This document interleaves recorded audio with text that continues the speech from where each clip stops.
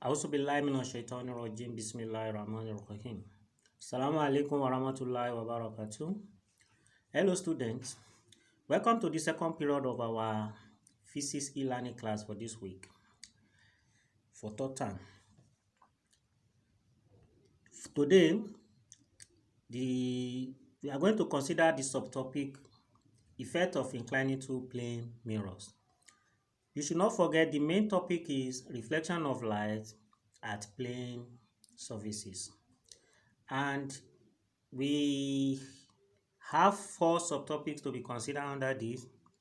And in the last period, we have treated 2 subtopics. We look at reflection of light by plane mirror. We also look at image formation in a plane mirror. And that is where we discuss characteristics of image formed by a plane mirror. We also distinguish between virtual and real images. Today, we want to look at effect of inclining two plane mirrors.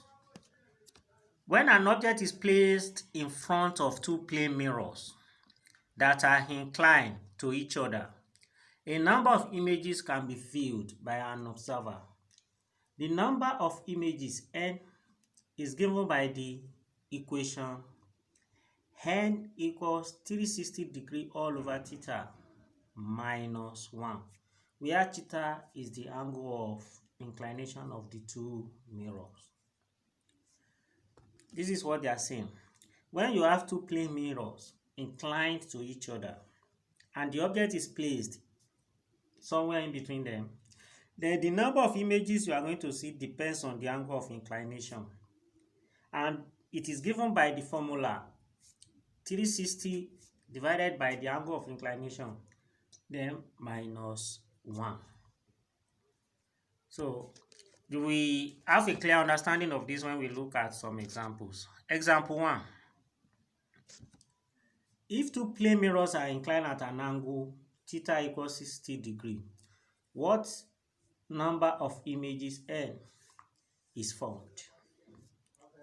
Solution. The formula is n is equal to 360 over theta minus 1. Now, our theta is 60 degrees. The two mirrors are inclined at an angle of 60 degrees to each other. So, let's see how many images will be formed. So, applying the formula and substitute for theta, we have 360 degrees over 60 degrees in bracket minus 1. 360 degrees over 60 degrees will give us 6. 6 minus 1 will give us 5. Therefore, we are going to have 5 images. Example 2. At what angle must two plane mirrors be inclined to form 7 images? In this question, they want us to find the angle of inclination that will give us 7 number of images. Solution. We apply the formula again. 360 degrees over theta minus 1, where theta is our angle of inclination and n is the number of images. So the number of images is given 7. So we substitute for n to have 7 is equal to 360 degrees over theta minus 1. So before we do anything, we undo minus 1 at the other side, and this is done by adding 1 to both sides. So that is why we are going to have 7 plus 1 is equal to 360 over theta, and that will give us 8 theta is equal to 360 degrees. So to get theta, we divide both sides by 8, and when this is done, we have theta is equal to 45 degrees. So theta is equal to 45 degrees, our angle of inclination that will give us 7 images. Now, we are going to look at another subtopic, effect of rotating a plane mirror on the reflected ray.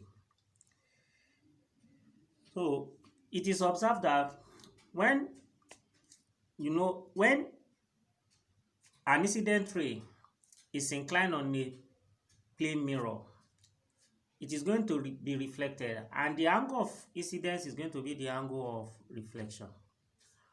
But if the mirror is shifted by a particular angle theta, it is observed that the reflected ray too will be shifted by an angle which is twice the angle of rotation of the mirror, that is 2 theta. So let us see how this can be proven. Look at the diagram you are seeing on the board. Originally, we have a mirror hemwell placed horizontally, and a ray, an incident ray ON, is incident normally on the plane surface of the reflecting surface of the plane mirror, and this is reflected along NR1.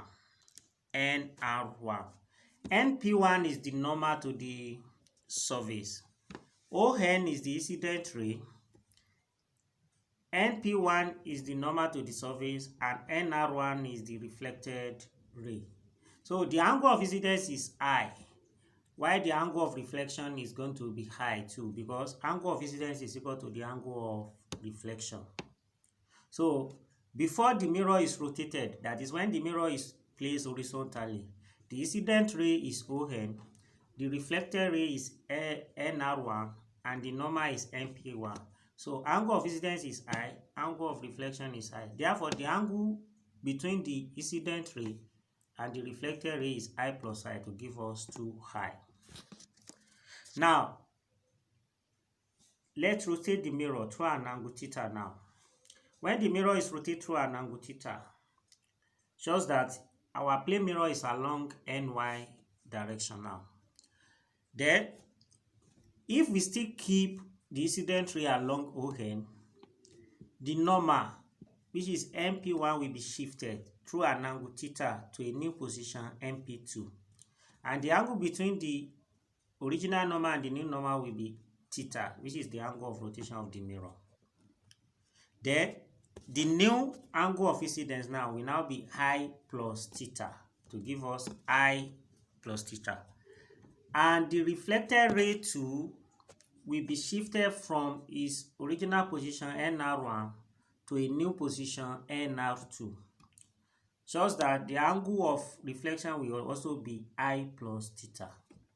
Therefore, the angle between the incident ray and the new reflected ray will now be I plus theta to give us 2I plus 2 theta.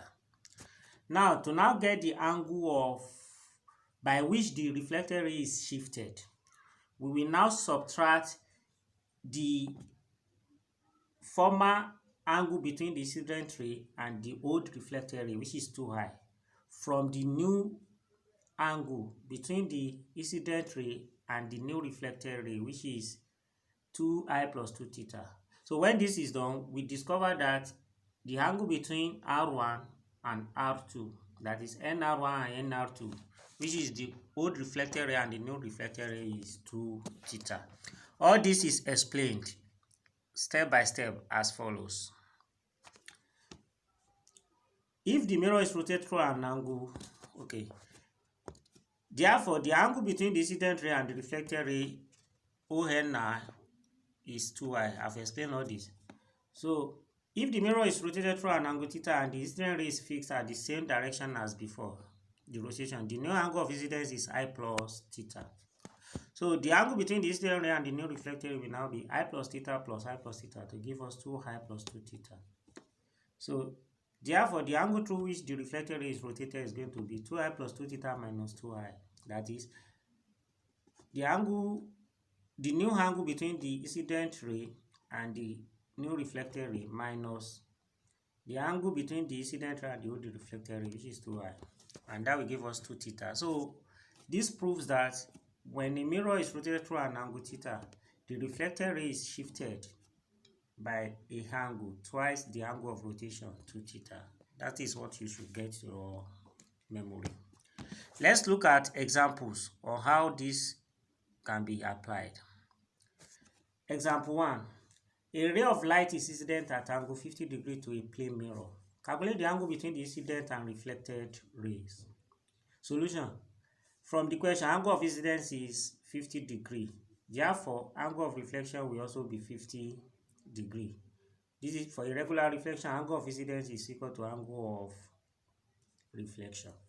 And since it's a plane mirror, so it's going to be a regular reflection. So the angle between the incident ray and the reflected ray now will be the addition of the two to give us 50 plus 50, and that is going to give us 100 degrees Celsius.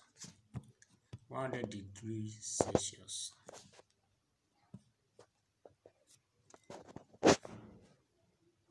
It's going to be I plus R to give us 50 degrees plus 50 degrees to give us 100 degrees Celsius.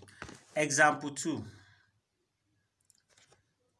The angle of incidence of a ray of light on a plane mirror is 30 degrees.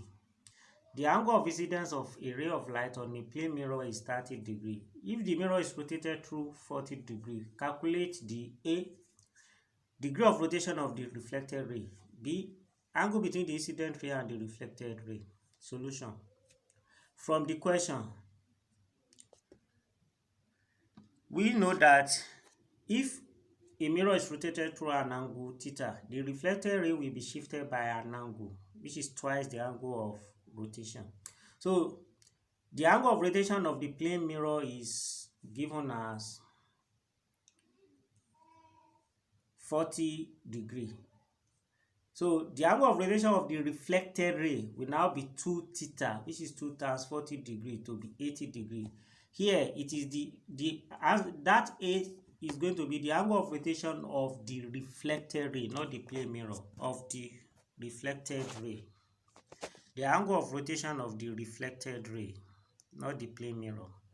The angle of rotation of the reflected ray is going to be 2 times what is given to us.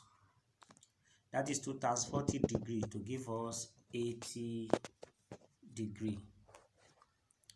So the angle of rotation of the reflected ray is going to be 2 theta to be 2 times 40 degrees to give us 80 degrees. Let's go to question B. The angle between the incident and the reflected ray. And we know that the angle between the incident ray and the reflected ray, the new reflected ray is going to be 2i plus 2 theta. And that is going to be 2 into 30 degrees plus 2 into 40 degrees. Angle of incidence is 30 degrees. Angle of rotation of the plane mirror is 40 degrees. So that will give us 60 plus 80. And that is going to be 140 degrees. So this is where we are ending the second period. Inshallah, bi qudratillah. We shall meet again one more time before the end of this week, and that is going to be the third period and the last period for the week. And until then, before I will come your way again, please read your notes and understand what we have done so far. My name is Oladimeji T.A., your physics teacher. Assalamu alaikum wa rahmatullahi wa barakatuh.